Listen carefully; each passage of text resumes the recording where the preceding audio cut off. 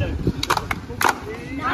नाटक नाटक नाटक नाटक नाटक नाटक नाटक नाटक नाटक.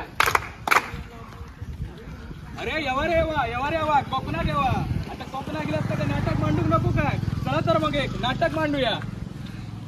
अरे नाटक कशाचं नाटक? या लोकांना खुश करण्याचं नाटक?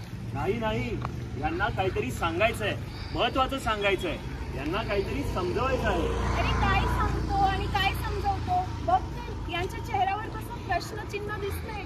चला तर मग आपली गोष्ट मांडू. सुरू करून नाटक. दान करा, दान करा, माणुसकीचा सन्मान करा. दान करा, दान करा, माणुसकीचा सन्मान करा.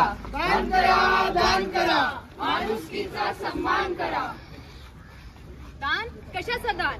पैसा, अडका, कपडा, लत्ता, घरदान? नाही, याहून मोठं दान, श्रेष्ठ दान. याहून मोठं म्हणजे कन्यादान? आपली मुलगी द्यायचे का दान म्हणून? नाही ग, त्याहून मोठं आणि श्रेष्ठ दान म्हणजे अवयवदान, ऑर्गन डोनेशन. दान करा, दान करा, माणुसकीचा सन्मान करा. दान करा, दान करा, माणुसकीचा सन्मान करा.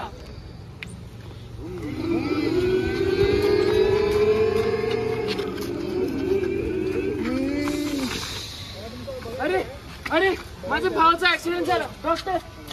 डॉक्टर बघा, वाचवा याला.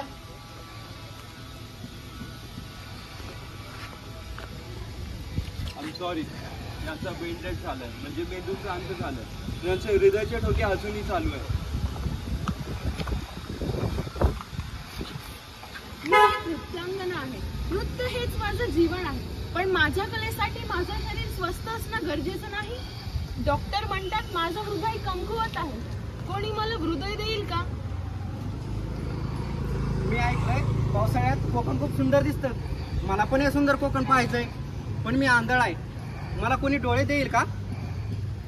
माझ्या आईच्या दोन्ही किडन्या फेल झाल्या. कोणी माझ्या आईला किडनी दान करून माझ्या डोक्यावरचं ते मायेचं छत्र वाचवू शकेल का? माझा भाऊ एक नोंदणीकृत अवयवदाता होता.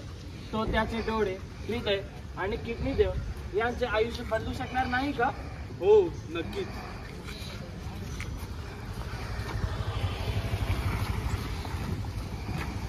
बोललो तर खरे की कोणी हृदय द्या, डोळे द्या, किडनी द्या, पण हे सगळं इतकं सोपं आहे का? अवयवदान ऐकायलाच किती विचित्र वाटतं. कसं शक्य आहे? आता मला हे सांगा, आपण या गोष्टीवर विचार करत बसायचं की अवयव प्रत्यारोपण मध्ये मेडिकल सायन्सने जी प्रगती केली आहे त्याचा फायदा घ्यायचा. पुन्हा एकाला नवीन आयुष्य मिळतंय, नवं जीवन मिळतंय, त्याला मोल नाही. प्रश्न आणि फक्त प्रश्न. काय करायचं आणि काय नाही, देईल का कोणी उत्तर? गैरसमज, गैरसमज, अवयवदानाबद्दल गैरसमज.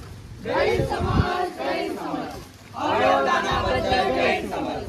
गैरसमज, गैरसमज, अवयवदानाबद्दल गैरसमज. मी तर मरणाला टेकलेला म्हातारा. माझे अवयव काय कामाचे? या सर्वच श्रीमंतासाठी सुविधा, आमच्या सगळ्या गरिबांचं काय? मला तर वाटतंय ट्रीटमेंटचे पैसे आपल्यालाच न द्यावे लागावेत. माझा धर्म या गोष्टीची अनुमती देत नाही. आज जर मी नेत्रदान केले तर मी पुढल्या जन्मी आंधळा जन्माला तर नाही येणार ना. मी माझा मृत्यू पश्चात अवयवदान केलं तर माझं शरीर विद्रुप तर वाटणार नाही ना. मी तर सतत आजारी असते, माझे अवयव काय कामाचे? जर डॉक्टरांना कळाले की मी एक अवयवदाता आहे तर ते माझे जीव वाचवण्याचा प्रयत्न देखील करणार नाही. बाप रे, एवढे गैरसमज. तुम्हा सर्वांना अवयवदानाबद्दल काहीच माहित नाही का? अरे, यांना तर नाही माहिती आहे, पण आपल्याला तरी माहिती आहे. चला तर मग अवयवदानाबद्दल काहीतरी जाणून घेऊया. दान करा, दान करा, माणुसकीचा सन्मान करा. दान करा, दान करा, माणुसकीचा सन्मान करा. अवयवदान ही काही भीतीदायक गोष्ट नाही की ज्याला आपण घाबरावे. आणि कोणत्याही वयोगटाचा व्यक्ती अवयवदान करू शकतो. ब्रेन डेथच्या 24 ते 48 तासात प्रत्यारोपण केले गेलेच पाहिजे. अवयव प्रत्यारोपण यशस्वी होण्याचा दर 80 ते 90% आहे. एका अवयवदानाने 8 जणांचे जीव वाचू शकते तर तब्बल 50 लोकांचे आयुष्य बदलू शकते.